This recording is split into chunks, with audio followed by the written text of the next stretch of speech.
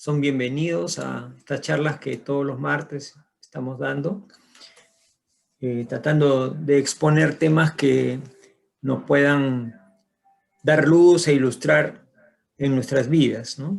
Y ayudarnos también a crecer, a tener, como decía la lectura de inicio, ¿no? Armonía, ¿no? En nuestro cuerpo y nuestro espíritu, ¿no? Y podamos ser más felices, porque ese es el objetivo del ser humano, ¿no? Ser feliz, ¿sí? A ver, vamos a hablar de la Semana Santa. Justo acabamos de vivir una Semana Santa, de repente algunos de una manera, otros de otra manera, pero en el fondo vamos a encontrar que los que estamos acá en esta charla probablemente hemos tenido la misma sintonía. Vamos a revisar un poco los temas que están asociados, ¿no? De hecho, la Semana Santa es un tema muy importante, trascendental, diríamos, para una parte muy importante de la humanidad, ¿no? En el planeta. Es algo que no podemos dejar pasar en nuestro día a día. Muchísimas personas, muchísimos países, ciudades, están viviendo o han vivido la Semana Santa y de alguna u otra manera nos involucra en nuestro día a día, ¿no? Sin embargo, hay diversos enfoques de acuerdo a las diversas religiones. Inclusive dentro de las mismas religiones cristianas hay diversos enfoques. Pero en todas ellas coinciden en que la idea es engrandecer a Dios, ¿no? Al igual que la perspectiva que vamos a revisar ahora, que es la de la doctrina espírita, que también se alinea con esta intención de hacer grande a Dios, la figura de Dios en esta semana, ¿no? Y reconocer en Él, ¿no? El espiritismo no dice que es la única verdad, o sea, comparada con las otras tendencias religiosas, doctrinas o religiones, no dice que es la única verdad, ni tampoco dice que fuera del espiritismo no hay salvación. Eso no lo dice, porque hay algunas iglesias que sí lo dicen, ¿no? Fuera de esta iglesia no hay salvación, pero el espiritismo no dice eso. El espiritismo dice, fuera de la caridad no hay salvación. No habla dice, bueno, tú tienes que ser espírita y si no eres espírita estás frito. No, no es así. Dice, fuera de la caridad no hay salvación. Obviamente la doctrina espírita nos ayuda un poco a ilustrar la realidad, ¿no? A entenderla y a tener más luz en nuestro día a día, en nuestras decisiones, ¿no? A ver, como la mayoría en nuestro país son católicos, inclusive muchos de nosotros hemos sido o aún continuamos siendo católicos, apostólicos romanos. Entonces vamos a empezar con la religión católica haciendo una revisión muy rápida, porque el tiempo nos gana, de cómo es la celebración de la Semana Santa y cuál es su significado en la religión católica, ¿no? Vamos a detener acá un poquito más de repente que las otras. La Semana Santa empieza el Domingo de Ramos y termina el Domingo de Resurrección. Son 8 días en realidad para la Iglesia Católica, ¿no? La conmemoración. El católico conmemora lo que se llama el Triduo Pascual, que se refiere a la pasión, la muerte y la resurrección de Jesús, ¿no? Pasión, muerte y resurrección. Es lo que se centra la conmemoración de la Semana Santa. Pasión, muerte y resurrección de Jesucristo. El tiempo de Semana Santa está precedida por un tiempo de cuaresma, que es como una preparación para la Semana Santa, que hace recordar, digamos, a los días en que Jesús estuvo en el desierto. Recuerdan, se hablaban de 40 días que Jesús estuvo en el desierto, entonces ese tiempo de reflexión, preparación, se refiere a esto, ¿no? En la cuaresma. Sin embargo, las celebraciones centrales para la Iglesia Católica son el Jueves Santo, Viernes Santo, Sábado Santo y Domingo de Resurrección. Esos 4 días son los principales dentro de los 8 que hemos mencionado, desde Domingo de Ramos hasta Domingo de Resurrección. Vamos a ver cuál es su significado muy rápidamente. En líneas generales, es tiempo de oración y reflexión en Jesucristo en los momentos del triduo pascual, que ya sabemos que es lo que acabamos de mencionar, ¿no? La pasión, muerte y resurrección de Jesús, ¿no? Hasta ahí vamos todos bien, ¿no? La idea no es decir que una religión es mejor que la otra o que la religión o la doctrina espírita es mejor, no. Respetamos todas las creencias, todas las intenciones de fe de los hermanos y si la doctrina espírita les ayuda, les brinda algunas cosas que les puede iluminar, en buena hora, ¿no? No, en ninguna manera estamos intentando decir que no es válida la fe o la creencia que puedan tener las personas, ¿no? ¿Qué más? Jesús en su infinita misericordia decide tomar el lugar del hombre y recibir el castigo para liberarlo de los pecados. Esa es la visión que tiene de la Iglesia Católica de la Semana Santa, en la cual reflejamos estos pasajes de la vida de Jesús, ¿no? Donde él recibe un castigo para liberar a los hombres especialmente de los pecados que venían heredados desde el pecado original. Esa es la visión que hay. También es un tiempo ideal para que el hombre medite sobre sus acciones y también tome iniciativas para cambiar, ¿no? Para acercarse más a Dios y cumplir con los mandamientos divinos, ¿no? Esa es la intención de la Iglesia, ¿no? Que el hombre reflexione, que no sea simplemente un momento que pasa y no, sino a través de los mensajes, de las diversas momentos que conmemoran, pueda servir de meditación para él, ¿no? Para transformarse, para cambiar. Hay algunos protocolos, digamos.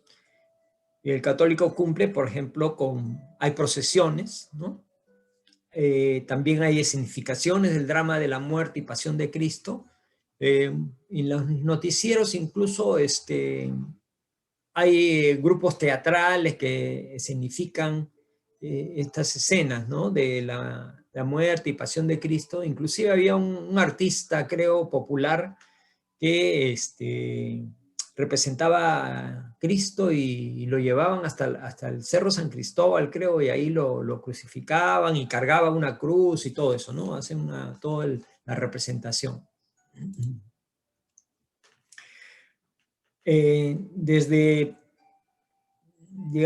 pequeños a las personas que pertenecen a esta iglesia, les hacen ver como una especie de penitencia que se tiene que cumplir en esta semana, ¿no?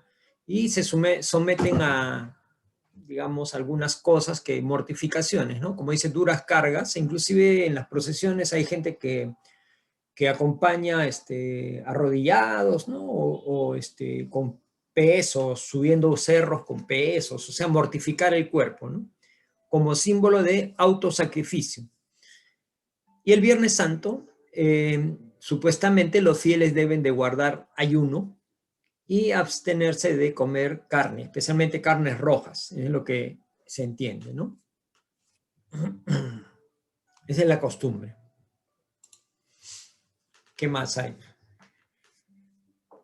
El origen de la Semana Santa está en la primitiva y era una única celebración pascual cristiana que ocurría la noche de sábado para domingo de Pascua. O sea, había un solo evento, de sábado para domingo, ¿ya? Donde se aprovechaba en iniciar a los nuevos cristianos, aquellos que se incorporaban a las creencias, a los dogmas de la iglesia cristiana, se les hacía participar de esta celebración pascual que se llamaba, ¿no? y celebraba también ahí el misterio de la muerte y la vida al mismo tiempo, ¿no? Y se celebraba pues esta liturgia entre el momento de que el amanecer, ¿no? Entre noche y día, ¿no?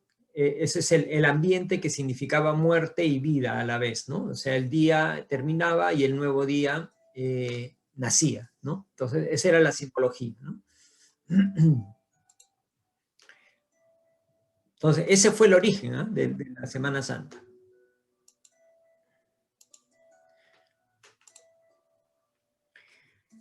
Recuérdense que en los primeros siglos de la historia cristiana, los cristianos eran perseguidos por los romanos, ¿no? Habían masacres e inclusive tenían que reunirse en pequeños lugares que normalmente eran casas a escondidas, ¿no? Se escondían, no podían hacer ninguna manifestación religiosa públicamente. Esto hasta el siglo IV, donde el emperador Constantino decreta que ya no persigan más a los cristianos y como muestra de, digamos, ya que su madre también era cristiana, dispuso que se construyan basílicas, en algunos casos muy grandes, en otros casos ermitas, encima de los lugares donde supuestamente habían ocurrido los momentos más importantes de la vida de Jesús, ¿no? De todos los pasajes que se conocían a través de los evangelios, donde Jesús había estado, entonces como una conmemoración especial se mandaban construir, mandó construir estas basílicas, ¿no? Entonces, ¿qué pasó?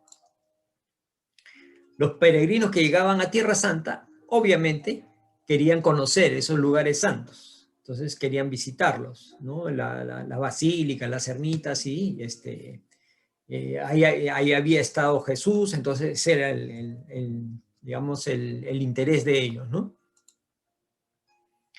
Entonces, a raíz de esto, partió la idea de organizar celebraciones en esos lugares, ¿no? Como ya estaban construidas la basílica, las ermitas, entonces dijeron hay que hacer celebraciones, conmemoraciones, y trataron de que sea supuestamente en el mismo día y hora en que ocurrieron en la historia, en la verdad, ¿no? Ocurrieron con Jesús, ¿sí? Entonces, esto trajo la costumbre de la Semana Santa, ¿no? Y los peregrinos o los turistas, ¿no? Extendieron esto por todas las iglesias, o sea, ya no era solo en Jerusalén, sino en todo el resto del mundo. Por eso es que los católicos también hacen este recorrido. Acuérdense que hay que recorrer 7 iglesias, todo eso, viene de ahí, justamente de esto, ¿no? De esta costumbre que se inició con el emperador Constantino, ¿no? Entonces, pero después se popularizó y se extendió por todo el mundo, ¿no? Entonces, la vigilia pascual como que perdió ante los fieles, digamos, la consideración de recordar la muerte de Cristo, celebrando solamente ya se enfocaron más en la parte de la resurrección, a través de todos estos cambios que a través del tiempo la historia de Marco, ¿no? Sin embargo, estas celebraciones son recuerdos nada más o escenificaciones teatrales, como dice acá, ¿no? Porque si bien es cierto, el Concilio Vaticano dice que esta enseñanza o este poder de Dios está presente en todo momento, como lo he recalcado acá en amarillo, ¿no? No es necesaria una semana en especial, sino en todo momento, lo dice, está disponible esta presencia divina para los fieles, ¿no? El poder santificador y los méritos, ¿no? De tal forma que se hacen presentes en todo momento, ¿no? Entonces no es necesaria una semana específica, pero bueno, esto quedó como una conmemoración que marcó las celebraciones populares, digamos, ¿no? Entonces, en resumen, ¿qué se celebra el Domingo de Ramos? Ya todos lo sabemos, las palmas, ¿no es cierto? la entrada de Jesús en Jerusalén. Lunes, martes y miércoles santo se hace memoria de la unción en Betania, el anuncio de la traición de Judas y de la traición misma el día miércoles. El jueves ya sabemos que ahí se instituye la Eucaristía a través de la última cena, donde Jesús comparte el pan y el vino, ¿recuerdan, no es cierto? Ahí se instituye la Eucaristía, ¿no? Y se vela también en oración acompañando a Jesús en el huerto de Getsemaní.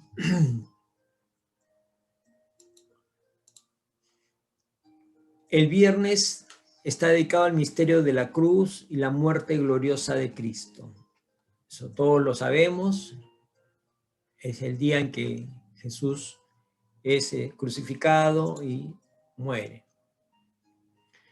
El sábado es un día de pesar, de tristeza, porque supuestamente había fallecido, ¿no? El cuerpo de Jesús, ¿no? Entonces es el sentimiento de pena que inunda el día sábado, ¿no?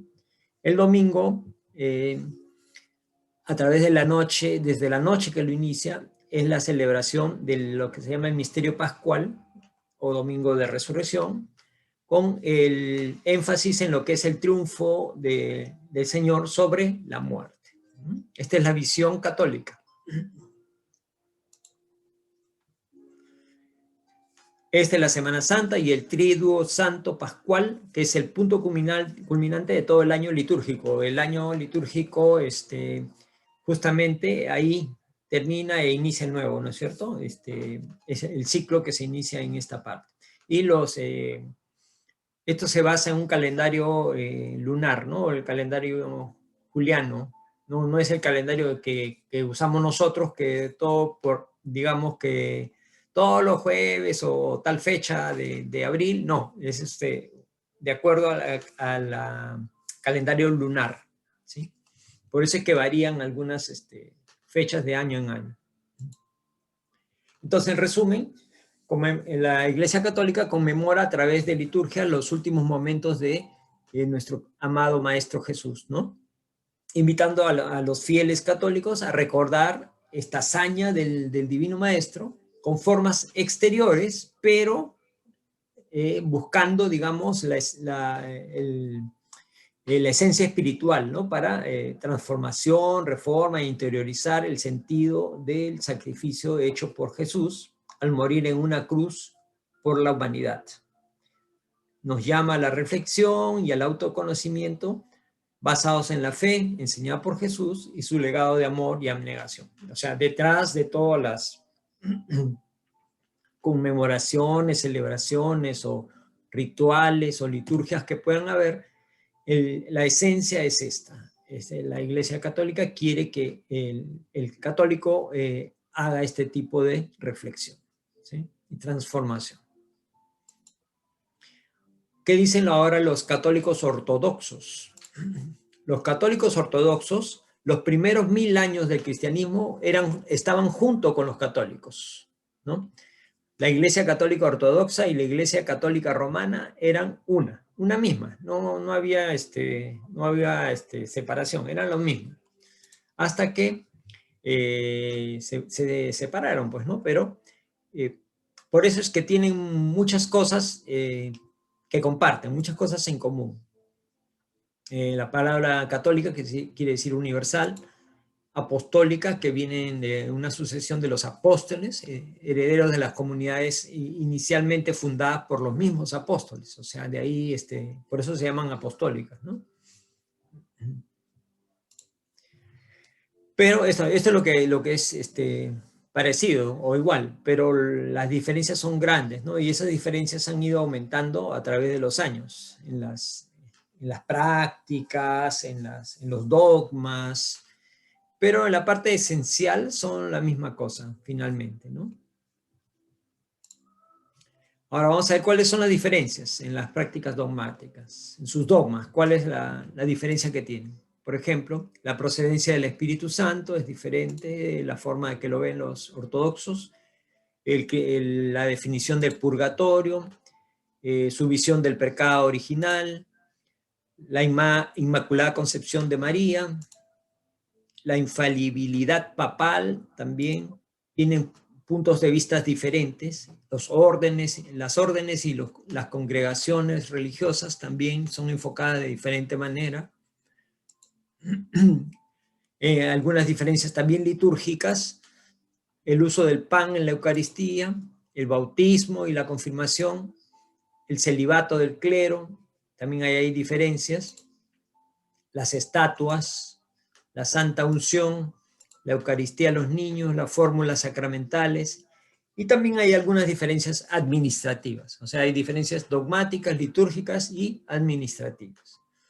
Esas son las diferencias que hay entre ellos, pero en la Semana Santa, la costumbre de los ortodoxos es elevar los famosos o conocidos cantos bizantinos de alabanza, porque precisamente vienen de la época bizantina, ¿no? Entonces por eso se llaman así, cantos bizantinos, de alabanza, contrición y amor a Dios. Esa es la orientación de este tipo de cantos.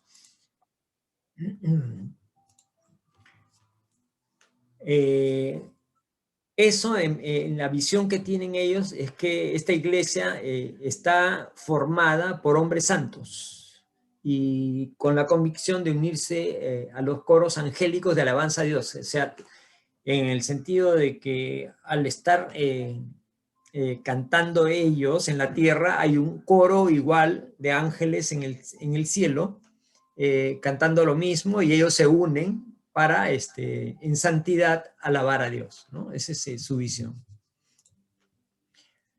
Provienen de la época bizantina y narran al detalle los hechos que ocurrieron en los momentos históricos, ¿no es cierto?, de la vida de Jesús, y también describen las virtudes santas de acuerdo al día de la semana. Conforme hablan de diferentes días, enfocan ahí el detalle de las virtudes que se priorizan en cada día, ¿no? Sin embargo, no coincide en la fecha con la Iglesia Católica, es una fecha posterior a la Iglesia Católica Romana. La Iglesia Católica Romana lo cuenta antes de la luna nueva, y estos son después de la luna llena, creo, algo así. En el primer concilio de Nicea del año 325 se establece que acá está, ¿ves? Justo, el cálculo se realizará en el calendario juliano, el primer domingo después a la luna llena, posterior al equinoccio de primavera del hemisferio norte. En nuestro caso estamos entrando al otoño, ¿no? En el hemisferio norte están entrando a la primavera. Entonces, el primer domingo después, ¿no?, de la luna llena. En el caso del católico es antes, ¿no? Sin embargo, hay un dato curioso acá. Si la Pascua judía cae en la misma fecha que la Pascua de los ortodoxos, ellos cambian la Pascua una semana después, porque dicen que el cristianismo es el paso posterior al judaísmo, y los santos cánones de su iglesia dicen que no se debe celebrar al mismo tiempo que aquellos, los judíos, que rechazaron al Salvador de nuestras almas, ¿sí? Es su creencia que tienen ellos. Entonces no se juntan nunca con los judíos. La última semana de la vida terrenal de Cristo se llama la semana de la pasión. En los libros litúrgicos se refiere a los días de esa semana como grande y santo. Por ejemplo, gran lunes santo, gran martes santo, etcétera, ¿no? Gran miércoles santo, qué sé yo. Entonces, gran y santo, así llaman a la semana de la pasión. Y hay oficios especiales para cada día de esa semana, mañana y tarde. Obviamente los fieles suspenden su vida cotidiana, o sea, no van a trabajar, como que suben, su religión les manda, les ordena que suban a Jerusalén junto con el Señor, ¿no? Es una simbología que practican dejando toda su vida cotidiana de lado, ¿no? El lunes santo, por ejemplo, el gran lunes santo es el de la higuera estéril que al no dar fruto es condenada. El martes es la vigilia de las vírgenes sabias, quienes al contrario de sus hermanas necias se encontraban preparadas cuando llegó el Señor a medianoche. Son las parábolas de Jesús que las representan en estos días, ¿no? El miércoles el arrepentimiento de la mujer pecadora. Se hace gran énfasis en los oficios litúrgicos para comparar a la mujer pecadora, dice, que se salva con Judas, el apóstol elegido, que finalmente se pierde y traiciona a Jesús. Esa es la temática de su semana, ¿no? Luego, las lecturas del Antiguo Testamento son tomadas de los libros del Éxodo, de Job y del profeta Ezequiel. Y el tema general de cada uno de esos días es, en general, el fin del mundo y el juicio final.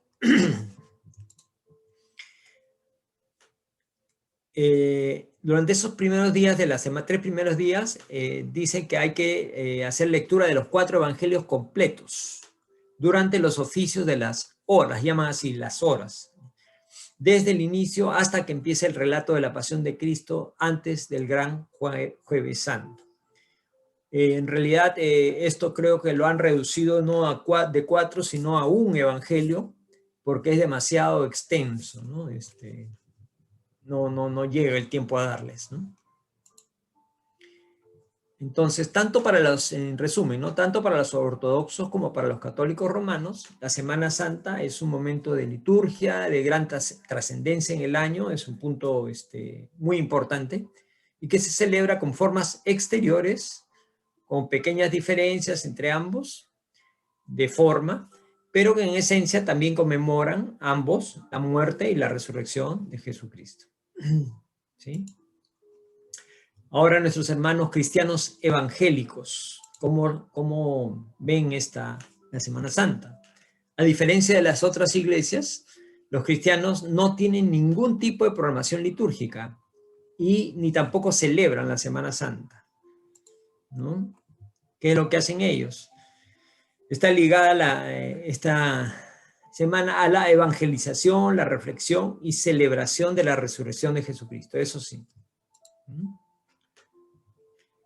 Dicen claramente que no festejan ni la Cuaresma ni la Semana Santa con pescado como otras religiones.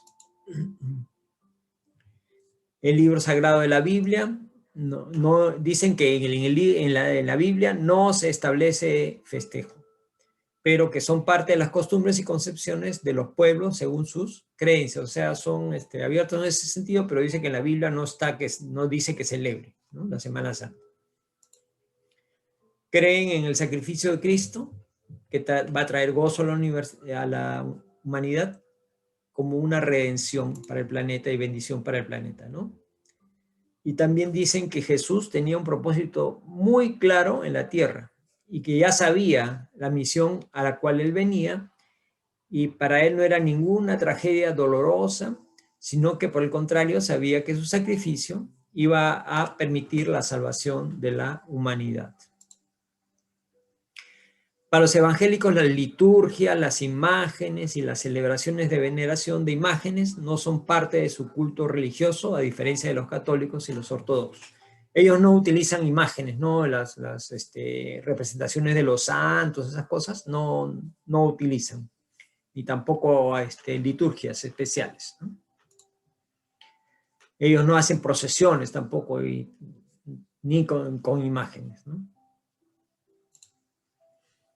Entonces ellos en esta semana recuerdan la muerte de Cristo, conmemoran realizando jornadas de oración y adoración que inician el Jueves Santo en la noche y duran 24 horas, donde se presentan músicos, cantantes, hacen cánticos de alabanza y todo eso, ¿no? Esta es muy importante, la llamada vigilia, donde pasan toda la noche en vela adorando a Dios, ¿no? Sobre la resurrección de Jesús, ellos dicen que eso no ha sido confirmado. Y entonces, en lugar de ello, el domingo llevan a cabo una reunión de exaltación, ¿sí? Dicen que no ha sido confirmado la resurrección de Jesús, que eso no lo celebran. Los amigos, los hermanos pentecostales, para ellos la Semana Santa comienza el jueves a las 2 de la tarde. ¿Ya? Con un desfile, reparten volantes, entonan canciones e invitan a toda la comunidad a congregarse en una reunión en su local de culto que empieza a las 6 de la tarde. ¿Sí? En ese centro de culto inician una fiesta que se llama Levántate, hoy es el día de tu salvación. Ahí hacen bautismos, así como estamos viendo en la figura, y también 4 cultos especiales que realizan. El Viernes Santo realizan lo que se llama la Gran Confraternidad, donde adoran 17 horas seguidas a Jesús para reconocer su grandeza y poder. Piden por la salud de los enfermos y por la mejoría de la situación mundial.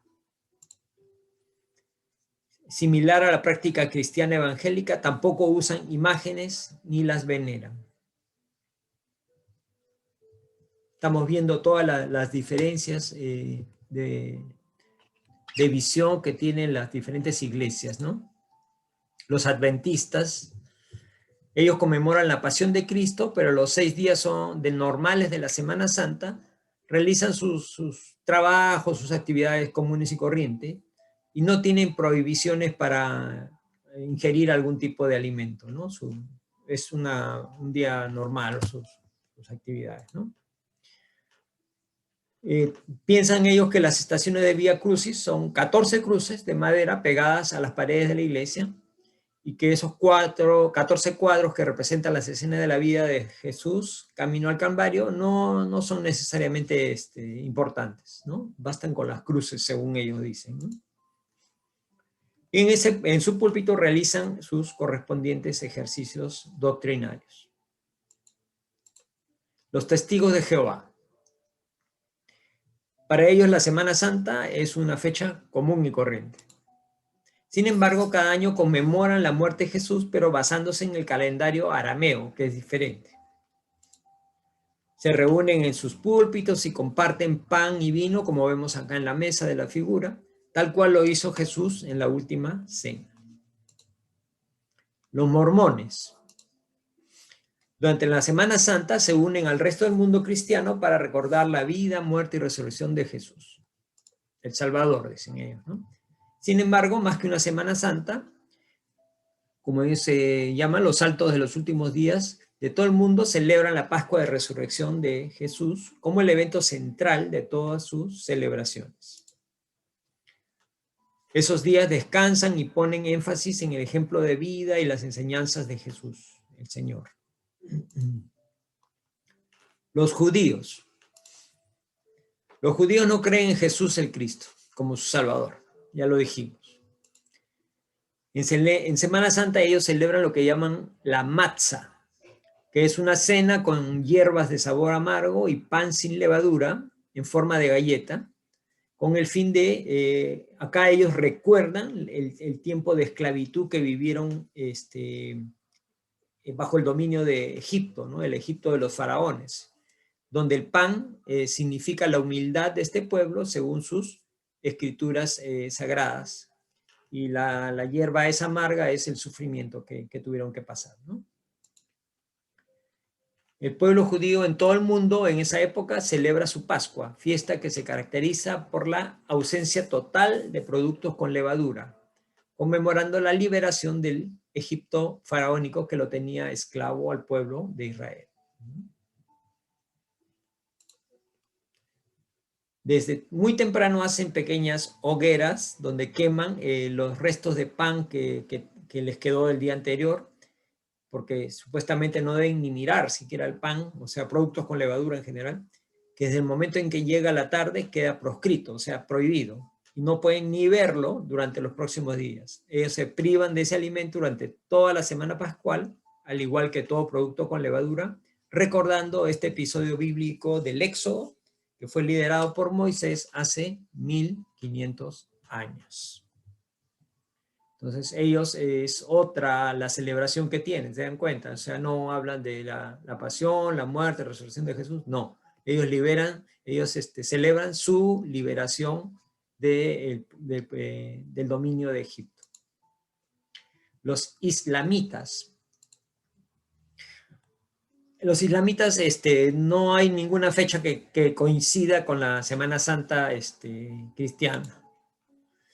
Sin embargo, ellos miran con mucho respeto pues permanentemente se reúnen para leer y recordar los pasajes en el Corán, donde se habla de Jesús y la misión espiritual y social que Jesús vino a desarrollar en la tierra, ¿no? O sea, hay mucho respeto. También hacen debates, ¿no? Paneles, foros, donde en los centros culturales islámicos hablan de temas que tienen que ver con Jesús y la visión de María en el Islam. Tienen una actividad que se parece en algo a la Semana Santa, que es la conmemoración de la tragedia de Karbala, ¿no? Lo que hoy conocemos como el país de Irak, donde fue asesinado el imán Hussein, ¿no? Que fue nieto del profeta Mahoma en el año 680. Entonces es una celebración muy parecida. Ahí hay 10 días de duelo, llanto y representaciones teatrales, películas, inclusive sobre la crucifixión de Jesús, ¿no? Y la diferencia acá es que toda la comunidad está de duelo, ¿no? Hay dolor.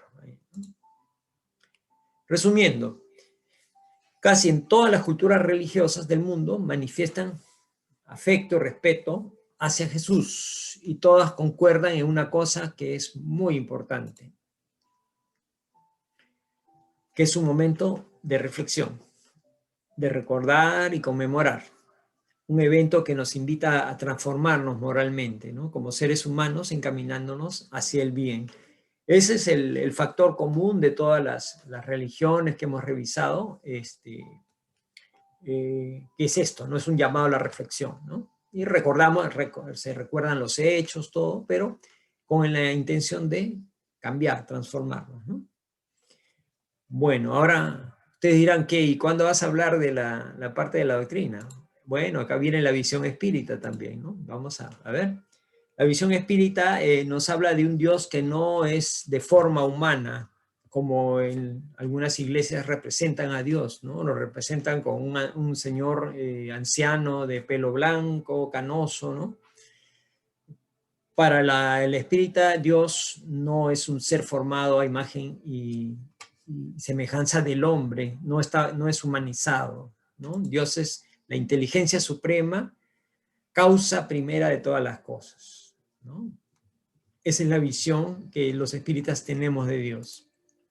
No lo humanizamos. No lo llegamos a conocer todavía, pero conocemos algunas de sus atributos como divinidad, ¿no? Por ejemplo, que es eterno. ¿Qué quiere decir que es eterno? Que siempre estuvo, está y estará, ¿no? Que es inmutable, no cambia, permanece porque no es materia, no es que un día Dios está molesto, al otro día está de buen humor, no, es inmutable, siempre mantiene su perfección. Es inmaterial, por lo tanto no está no lo afecta ninguna de las leyes de la naturaleza, ¿no? De la materia. Es único, es todopoderoso, soberanamente justo y bueno. Acá he puesto bueno en rojo porque a veces nos olvidamos que es bueno, ¿no? Con estas cosas terribles que estamos viendo alrededor nuestro con la pandemia, por ejemplo, hay muchos que reniegan, ¿no? Se vuelven rebeldes, piensan que Dios lo está castigando, ¿no? Entonces, pero Dios no castiga. Dios es justo y bueno siempre. Si permite algunas cosas es porque hay algo más grande atrás que no lo entendemos todavía de repente, pero es algo bueno. Entonces no confundimos tampoco a Dios con el universo, porque algunos hablan que el universo es Dios, ¿no? No. Dios es el creador del universo y lo sustenta, ¿no? En la pregunta 625 del Libro de los Espíritus, es una interrogante muy interesante que marca la filosofía de la doctrina en cuanto a este tema. Dice, la pregunta que se hizo fue, ¿cuál es el ejemplo más perfecto que Dios ha ofrecido al hombre para que le sirva de guía y modelo? O sea, para mejorar, para transformarnos, ¿cuál es el ejemplo más perfecto? Ya ustedes ya lo adivinaron, ¿no? Vete a Jesús por la foto que está acá. Esa fue la respuesta de la espiritualidad. Miren a Jesús, ved a Jesús. Ese es el ejemplo más perfecto. Y luego el profesor Kardec comenta, dice, Jesús es para el hombre el ejemplo de la perfección moral a la que puede aspirar la humanidad en la tierra. O sea, nosotros aspiramos a eso y hasta eso podemos llegar. Y Jesús también lo dijo, ¿no? Podéis hacer lo que yo hago y más todavía, dijo, ¿no? Dios nos lo ofrece como el modelo más perfecto. La doctrina que Jesús enseñó es la más pura y expresión de la ley de Dios, porque estaba animado del Espíritu Divino. Y es el ser más puro que ha encarnado en la tierra.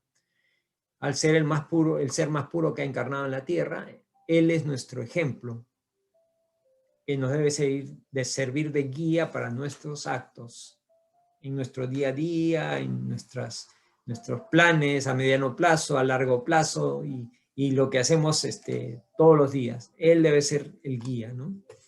Para nuestra conducta.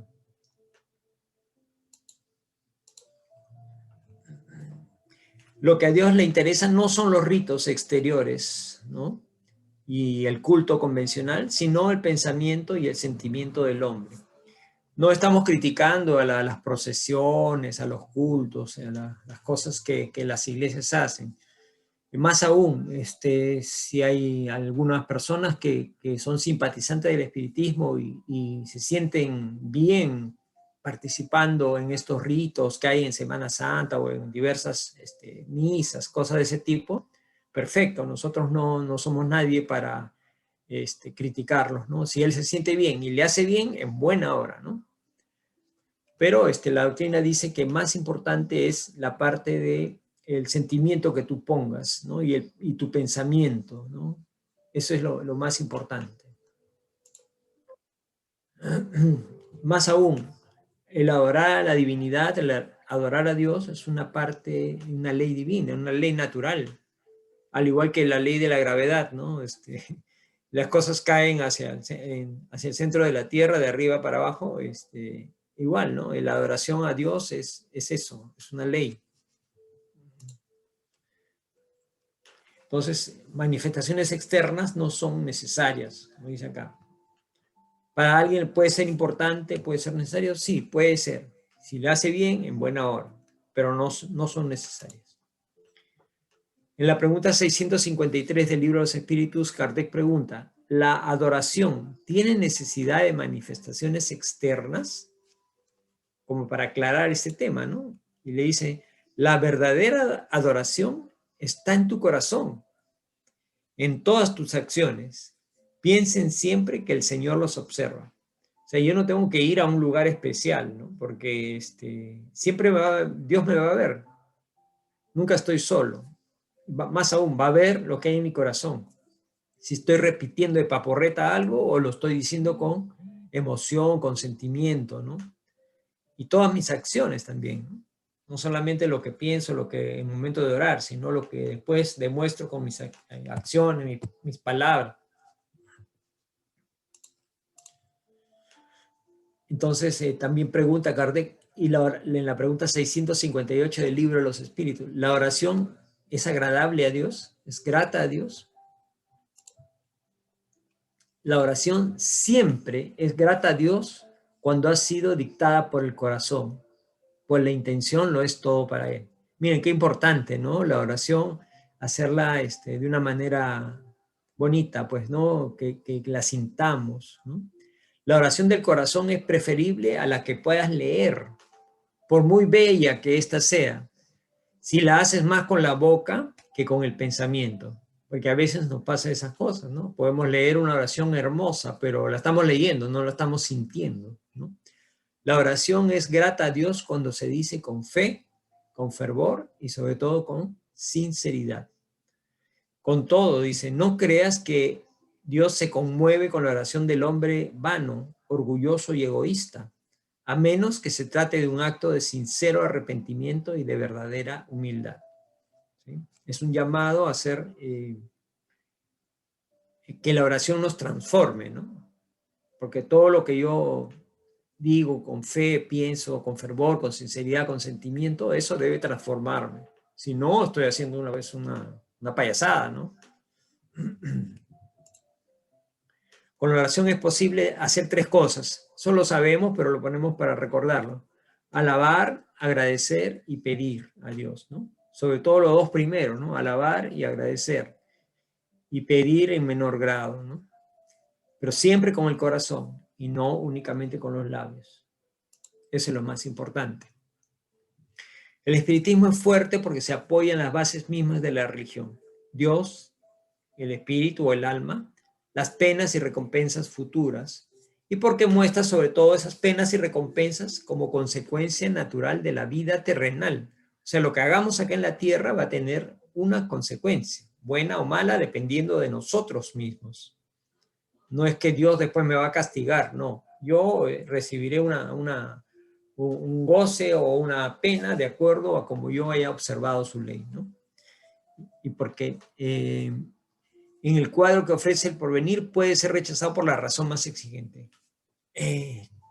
Esto es coherente, pues, es algo que la razón va de la mano a la razón, ¿sí? O sea, es la ley de causa y efecto. Yo hago mal, ese mal me va a retornar en algún momento, ¿no? Y hago bien, igual, el bien me retorna, ¿sí?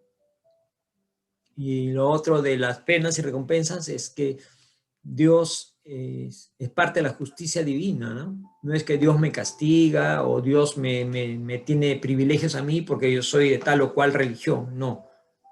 Yo construyo mi futuro en base a mi esfuerzo, ¿sí? Mi sacrificio, mi paciencia, etcétera, ¿no? Entonces voy avanzando y recibiré lo que me toque, ¿no? ¿Sí? No es porque Dios me quiera castigar o me quiera premiar encima de los demás, ¿no? Nosotros como espíritas no celebramos la Pascua o la Semana Santa, ¿no? Pero como filosofía sí predicamos las leyes morales de Dios, sobre todo la ley de amor, la ley de justicia, amor y caridad, ¿no?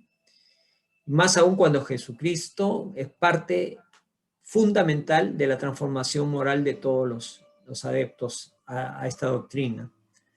Porque ya sabemos, ¿no? Nos dijo la espiritualidad, ¿no? Si quieres un modelo práctico para tu vida, mira a Jesús. O sea, Jesús es el centro de la doctrina, ¿no? Sin embargo, respetamos todas las expresiones de carácter religioso de las diferentes iglesias cristianas, ¿no?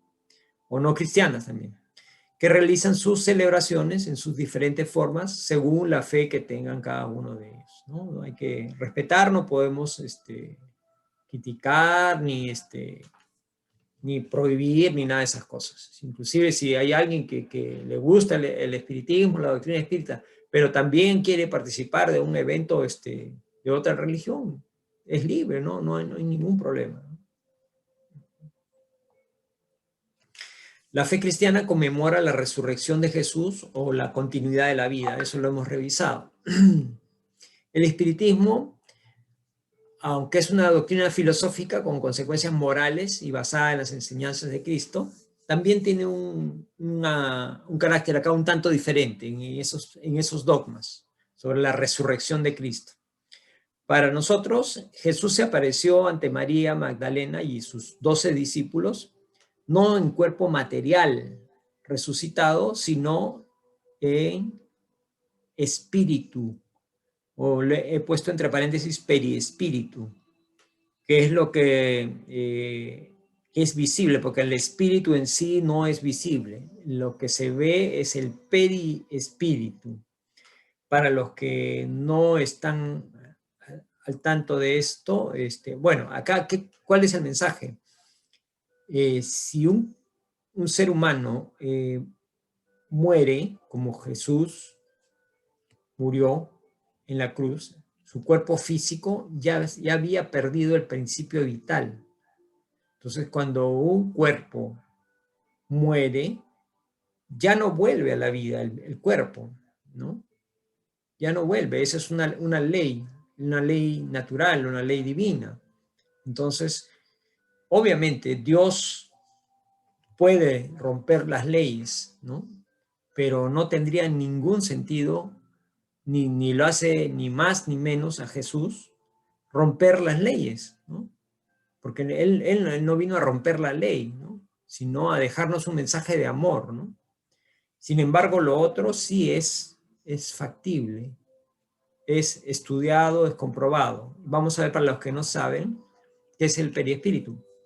El perispíritu es una envoltura semimaterial que une al cuerpo con el espíritu. Nosotros como seres humanos somos espíritu y cuerpo, y el perispíritu como una envoltura con la forma de nuestro cuerpo físico que nos sirve de unión o nexo con el espíritu. Al morir se destruye lo que es más denso o más grueso, digamos, el cuerpo, pero el espíritu sigue conservando su perispíritu, porque es etéreo, ¿no? Es un cuerpo etéreo, que normalmente es invisible a la vista para todos nosotros, ¿no? En su estado normal. Pero que puede tornarse visible o incluso tangible en las llamadas apariciones o materializaciones, que son fenómenos que ha estudiado la doctrina en la parte científica de la doctrina. Y es posible eso a través de las mediunidades de efectos físicos. Entonces el espíritu no es en modo alguno es un ser abstracto, ¿no? Acá a través de esto también se comprueba que es una individualidad, ¿no? Un ser real y circunscrito, ¿no? Que puede ser perceptible por la vista, el oído y el tacto. Entonces, la aparición de Jesús ante María y los apóstoles fue de su perispíritu. Más aún narran que fue un evento de luminoso, ¿no? Entonces esa luz provenía de la pureza del espíritu de Jesús, ¿no? Entonces Jesús, nuestro amado maestro, no necesitó romper las leyes naturales que rigen al mundo para reafirmar su condición de espíritu puro en misión en la tierra, ¿no? Era un espíritu puro. Todo lo que pasó no era su merecimiento recibirlo, lo hizo porque él estaba en misión, él aceptó la misión para dejarnos que esta maravillosa doctrina de amor y perdón, ¿no? Que ese es el sentido de él, ¿no? Entonces, eso es más grande que cualquier llamado milagro, ¿no? Que podamos decir, no, el cuerpo que estaba ya descompuesto, se levantó, no, eso sería un llamado milagro, pero más grande que eso es lo que él vino a enseñar, ¿no? ¿Sí? Lo que sí el espiritismo considera la reencarnación, no la resurrección, pero sí la reencarnación. La reencarnación somos espíritus inmortales. Cuando nos toque desencarnar, o sea, dejar nuestro cuerpo, vamos a ir al plano espiritual, y como no somos perfectos, vamos a tener que esperar un momento posterior, una nueva oportunidad, como dice acá, para encarnar en un nuevo cuerpo, no en el mismo, porque ya está pues desintegrado o en la tierra, ¿no? O en el ataúd donde habíamos quedado, en un nuevo cuerpo y continuar su progreso espiritual, porque ese es el sentido de venir nuevamente a la tierra, para progresar, para evolucionar, para mejorar, ¿no? A través de las vidas sucesivas, intercalando muchas veces, una vez como varón, otra vez como mujer, etcétera, ¿no?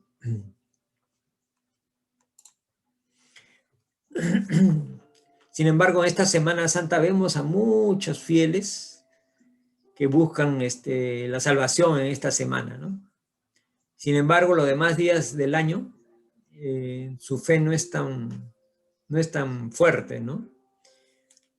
No debería ser así. Debería ser todos los años, ¿no? Todos los días del año, ¿no? Sin embargo, rescatamos pues que esta festividad de la Semana Santa es buena en el sentido de que se rescata la idea de renovación en el ser humano, ¿no? Transformarnos. ¿Para qué? Para ser mejores, ¿no? Y que nos llama a autoanalizarnos, revisarnos, conocernos, ¿no? Para saber qué cosa tenemos bueno y qué cosas no tenemos no tan bueno. Entonces, para reforzar estas cosas buenas que llamadas virtudes que tenemos, o sea, conocernos, las partes buenas, mejorarlas, y las partes malas, desecharlas, como dice acá, ¿no? Todas las pasiones, los defectos, ¿eh? Que son engendradas básicamente por los dos enemigos del hombre, que son el orgullo y el egoísmo. En todos los defectos o todos los vicios que podamos encontrar, el origen está en egoísmo y el orgullo. Y el enemigo grande que también está atrás, disimuladamente muchas veces, es el materialismo, porque el materialismo da vida al egoísmo y hace de esta conmemoración de Semana Santa, ¿qué cosa? Un jolgorio, ¿no? Mira, hay 4 días libres, vamos a hacer celebraciones de lo más vulgares que puedan ser, y nos olvidamos de Jesús, nos olvidamos de meditar, nada, todo es diversión, jolgorio. Bueno, ahora de repente un poco frenado por la cuarentena, pero en líneas generales sí es mucha digamos, la costumbre de 4 días de diversión, ¿no? Lo cual deberíamos aprovechar un poco, ¿no? O sea, no digamos que seamos santos todo el día golpeándonos el pecho, pero medido con cierto balance, ¿no? No excedernos, pero sí aprovechar en reflexionar, ¿no? Creo que el tiempo es propicio. Bueno, tenemos también la certeza que nuestro amado Jesús no ha muerto, está vivo, y nos dio el ejemplo más grande de conducta para llegar a la morada de la dicha eterna. ¿Qué quiere decir? Al estadio de espíritus perfectos. Eso es lo que esperamos llegar todos, y vamos a llegar. No sabemos cuándo, pero vamos a llegar, ¿no? Depende de cada uno de nosotros. Cada uno toma su propia decisión, ¿no? Y por diferentes caminos, ¿no? Nos da un elemento muy grande que es la oración. La oración abre nuestros corazones, ¿no? Nos abre hacia el bien. El fervor de la oración es importante, ¿no? También la práctica del bien común y la caridad. Eso es algo maravilloso, ¿no? O sea, sembrar el bien de los demás, no solamente el bien mío, ¿no? Que sería egoísta, ¿no? Sino el bien de todos los que están a mi alrededor, y si puedo expandirme más en buena hora, ¿no? La caridad no solamente vista como la limosna que le puedo dar a alguien, ¿no? Sino caridad en todo sentido, caridad espiritual, caridad en el sentido de indulgencia, caridad en el sentido de tolerancia, de perdón, ¿no? Y la fe, ¿no? La fe sincera, pero sobre todo la fe razonada, que conduce al buen camino, que nos transforma. Al final lo que queremos es eso, ¿no? Transformarnos para ser mejores. Como filosofía científica, el espiritismo, en el espiritismo no hay dogmas, no hay sacramentos, no hay sacerdocios, no hay ritos, liturgias, no hay uniformes, ni grados, nada de esas cosas, ¿no? Todos somos iguales. Entonces el espiritismo nos invita para que cualquiera que sea nuestra fe, veamos en Jesús un ejemplo de amor y caridad, ¿no? Y tratar de, a través de ese ejemplo, nosotros emularlo, ¿no? Y dar cumplimiento a la ley de amor, ¿no? Que resume toda la doctrina de Jesús, ¿no? El amor verdadero, obviamente, estamos hablando del amor cristiano, ¿no? No el amor ese de las novelas, ¿no? El amor pasional, no. El amor como el sentimiento más sublime y grande, ¿no? Que fusiona a todos los seres para vernos como hermanos, como lo que realmente somos, hermanos, ¿no? Y no separados por diferente nacionalidad, por raza, por creencia, etcétera, ¿no? No, al final somos todos hermanos, ¿no? Y eliminar a los enemigos, ¿no? El egoísmo y el orgullo, que esos son los que nos atrasan más, y analizar en cada cosa que yo hago si hay detrás orgullo y egoísmo. Eso es lo más interesante. Cuando llegamos a ese estadio, podemos decir que ya hemos avanzado un poquito, ¿no? Todas las cosas que yo hago, hay detrás egoísmo y orgullo, hay algo que me falta corregir, de repente hice sentir mal a alguien, no me di cuenta, ¿no? Y eso hará desaparecer pues todas las miserias, ¿no? Y habrá más felicidad y seremos mejores seres humanos, ¿no? Entonces, lo que nos vino a enseñar Jesús, en resumen, el amor expresado en la virtud de la caridad y la humildad, ¿no? Él era un ejemplo de humildad, que todo esto es contrario a egoísmo y orgullo, ¿no? Siempre habla de esas virtudes como el camino de la felicidad, caridad y humildad. Y nos dice, ¿no? Bienaventurados los pobres de espíritu, o sea, los humildes, porque de ellos es el reino de los cielos. Humildes, pobres de espíritu, se refiere a eso, ¿no? Bienaventurados los que tienen el corazón puro, o sea, que no son de doble moral, de doble sentido, no, son sinceros. Los que son mansos y pacíficos, que no son violentos, porque el egoísmo te hace ser violento, ¿no? O sea, si alguien te contradice, ya te vuelves iracundo. ¿Por qué? Porque crees que tú eres mejor que el otro y que tu opinión es mejor que la del otro, ¿no? Bienaventurados los que son misericordiosos, porque en la medida que yo lo sea, van a hacerlo conmigo, porque yo no soy perfecto, ¿sí? Y nos dice, amen a su prójimo como ustedes mismos. Nos tenemos que querer, pero querer bien, pues, ¿no? O sea, no engreír, sino querer bien. O sea, ver nuestras cosas buenas, reconocerlas, mejorarlas, y las cosas malas también cambiarlas, desecharlas, ¿no? Y esforzarnos en cambiarlas, ¿no? Porque no cambian solas. Hagan a los otros los que quisieran que hiciesen con ustedes. Es un precepto súper válido, ¿no? Si yo quiero hacerle algo a alguien, pienso, a ver, lo que yo le voy a hacer, me gustaría que lo hicieran conmigo, y ese que sea mi medida, ¿no? Amar a sus enemigos. Este es más difícil, ¿no? Fácil es amar a los que me aman, a mi familia, a mis amigos buenos, a los que me quieren. Eso es fácil, porque eso también hacen, como decía Jesús, ¿no? Eso también hacen los delincuentes, ¿no? Ahora ama a tu enemigo, eso es más difícil.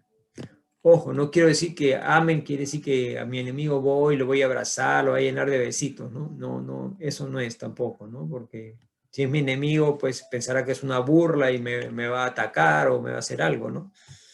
El amar al enemigo quiere decir no pienses nunca en venganzas, ni en odios, ni en que le vaya mal, no, al contrario, deséale el bien, ora por él para que se transforme, ¿no? Perdona las ofensas si quieres que te perdonen, porque no eres perfecto, nadie somos perfectos, ninguno somos perfectos, ¿no? Entonces tenemos que perdonar. Hagamos el bien sin ostentación, sin publicar, sin que nadie se dé cuenta. Y si nadie se da cuenta, mejor, ¿no? Si le hago un bien a alguien y calladito nomás. Porque si me lo agradecen acá, ya no me lo van a agradecer en el otro plano. Así que mejor que me lo agradezcan en el otro plano, ¿no es cierto?